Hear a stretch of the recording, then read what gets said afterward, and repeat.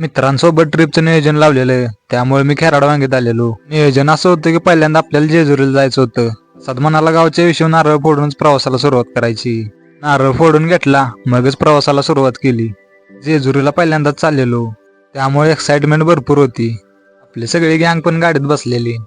बगस्तवर प्रसादनं जेजुरीत पोहोचवलं. गाडी पार्किंगला लावून घेतली पहिल्यांदा, नंतर पायऱ्या चढायला चालू केल्या. पायऱ्या बघितल्या की गँग लागली पळायला. सुरुवातीला सगळी पळाली, नंतर मध्ये गेल्यावर कार्यक्रम लागला बरोबर. शेवटी पोहोचलो मुख्य द्वारापाशी.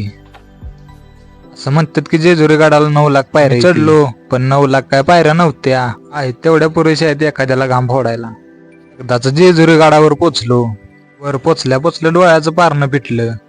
इकडे एक एक करून सगळ्यांनी भंडारा उधळा घेतलेला. तोपर्यंत सिक्युरिटी दादा म्हणलं इथं काय फोटो बिटो काढत बसू नका, नियमांचं पालन तर केलंच पाहिजे. तिथनं मागच्या बाजूला आलो. इकडे सगळी गँग फोटो काढत थांबलेली.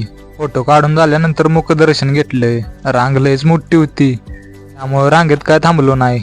येळकोट जय मल्हार म्हटलं आणि तिथनं पायऱ्या उतरायला घेतल्या. भंडाऱ्यात तर सगळीच भरलेली, पण बाबू जरा जास्तच भरलेला.